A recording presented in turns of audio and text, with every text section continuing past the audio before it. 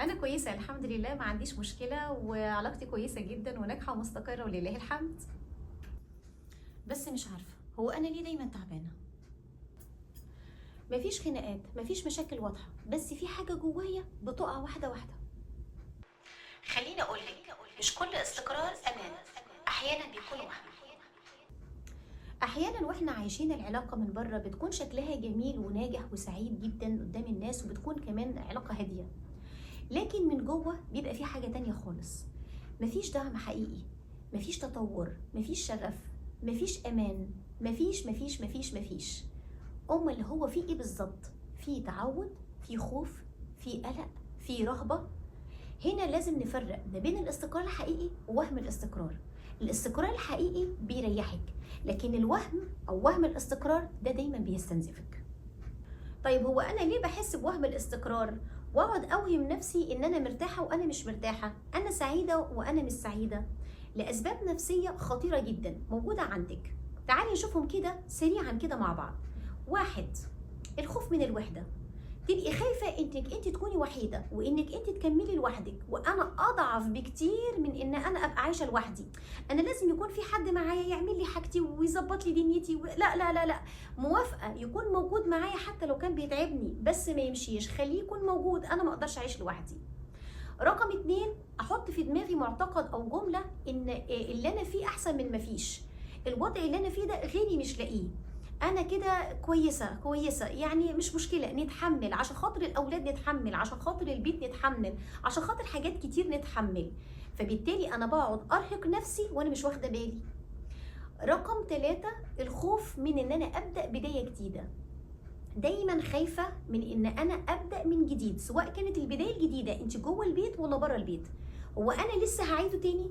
هو انا لسه هواجه المجتمع؟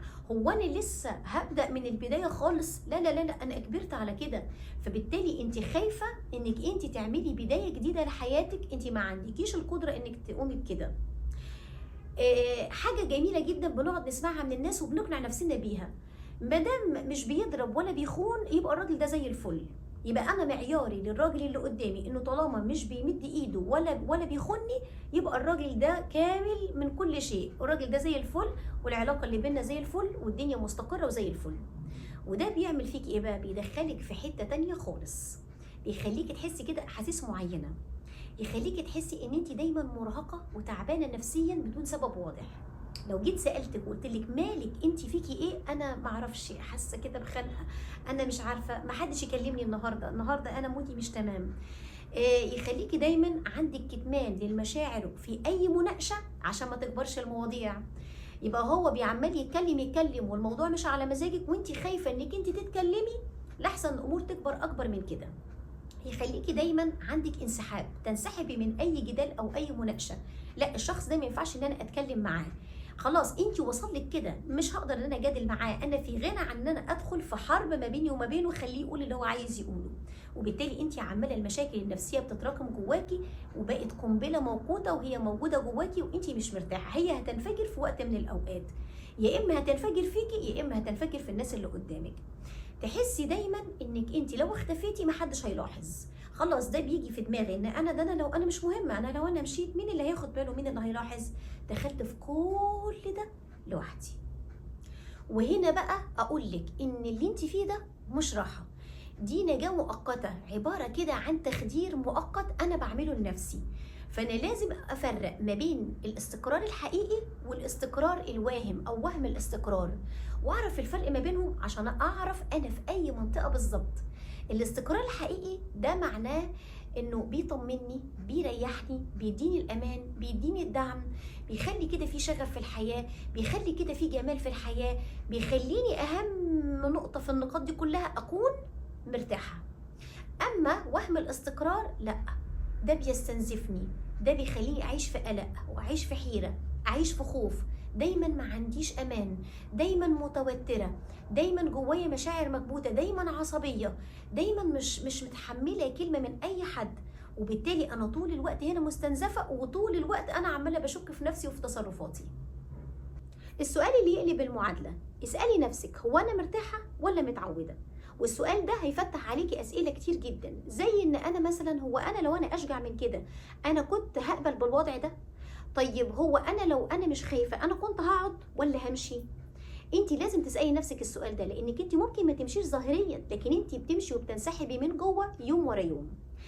لو وصلتي معايا لحد هنا وعجبك المحتوى، اضغطي لايك واشتركي معايا في القناه. طيب خلاص، انا عرفت ان انا مش مرتاحه، وان انا عندي وهم الاستقرار، وان انا محتاجه خطوات وحلول تريحني وتوصلني لبر الامان. خدي عندك رقم 1، اسمعي صوت تعبك قبل ما يكبر ويتحول لمرض. دايما وهم الاستقرار بيبدأ بجملة خطيرة جدا: انا كويسة جدا، بس دي بقى وراها حاجات كتير جدا، وراها ارهاق نفسي، وراها ان انا تعبانة بدون سبب واضح، وراها ان انا قلقانة، دايما خايفة، دايما في حاجة قلقاني من بكرة، انا مش مرتاحة، بفكر في بكرة كتير، ما عنديش حتة الاستقرار النفسي، ما عنديش حتة الاستقرار العاطفي، ما عنديش الامان. فبالتالي لازم تسمعي الصوت الداخلي بتاعك وتكوني صادقة جدا مع نفسك وانتي بتسمعيه، حتى لو كل حاجة من بره شكلها تمام. رقم 2، افرق ما بين الصبر والانكار. الصبر ده معناه اختيار ووعي وامل، 3 مهمين جدا. انا بختار ان انا اصبر، يبقى انا هيكون عندي وعي كامل للمشكله اللي انا فيها، وطالما بقى عندي وعي ابدا بقى اخطط لها وادرس لها، واحط كده حلول للمشاكل اللي عندي، واقول انا احلها ازاي، واصبر على حلها، وابقى عارفه ان التغيير ما بيبداش في التو واللحظه. اصبر على امل ان الامل اللي جاي النهايه بتاعت الصبر ده خير، فانا كده انا حاربت عشان خاطر بيتي واولادي، وعشان خاطر الراجل اللي انا اخترته انا عايزه اكمل معاه حياتي. فبالتالي اعمل الحلول اللي بيها انجح حياتي وانجح علاقتي مع الراجل اللي بيشاركني عمري. اما الانكار ده معناها تجاهل للمشاكل، وتجاهل للعلاقه، تجاهل للراجل اللي انا عايشه معاه، ودايما عايشه في قلق، ودايما عايشه في خوف، ودايما عندي مشاكل نفسيه، والمشاكل عماله تكبر، وبيبقى عندي احتراق داخلي، عماله احرق في نفسي، وكل ما احرق في نفسي احرق اللي حواليا، احرقه هو واحرق اولادي واحرق البيئه اللي انا عايشه فيها. وفي الحاله دي اقدر اقول لك انك انت بالعكس، انت ما قعدتيش وعشتي وخلاص، لا انت حرقتي كل حاجه، وعشتي حياه صعبه جدا، وعيشتي الناس اللي حواليكي حياه صعبه جدا، لا فيها نوع من انواع الامل، ولا فيها مثلا ان انا اقاوم وانجح البيت ده وانجح العلاقه دي. انت استسلمتي باسوا انواع وسائل الضعف اللي في الدنيا. رقم 3، استردي صوتك بالتدريج. مش مطلوب منك انك تعملي ثوره فجاه، ولا تعملي انقلاب عسكري في البيت، لا. استرد صوتي ازاي؟ اعبر عن رايي بحريه، ادي لنفسي مساحه للتعبير، ابعد عن اي حاجه تضغطني. الجزء ده بيضغط، يعني تجنب ما يؤذيك، الجزء ده بيضغطني وهيتعبني، انا مش محتاجاه خالص. احط حدود صغيره ليا وللطرف اللي قدامي، يعني ارسم الحدود دي بحيث ان انا احمي نفسي واحمي الاخرين مني، احمي نفسي من غضبي وردة فعلي، واحمي اللي قدامي من اللي ممكن يحصل نتيجه تبعيات الغضب اللي انا عملته. انا هنا بحط حدود عشان احمي بيتي واحمي اسرتي واحمي العلاقه بتاعتي. زي مثلا ان انا مثلا هو عمل تصرف مش عاجبني، فاقول له لو سمحت التصرف ده مش عاجبني، لو سمحت الجزء ده بيأذيني وبيضايقني. انت عبرتي عن رايك وفي نفس الوقت حطيتي الحدود، وهو هيحط الكلام ده في دماغه ومش هيحاول ان هو يعمله تاني، لانك انت اتكلمتي صراحه عنه. رقم 4، راجعي علاقتك بنفسك. هو انت امتى اخر مره حسيتي انك مهمه؟ هو انت امتى اخر مره حسيتي انك انت تستحقي حاجات معينه، وانك انت رقم 1 في البيت؟ هو انت امتى اخر مره حسيتي انك عايزه تعملي حاجه ارضاء لنفسك مش للاخرين؟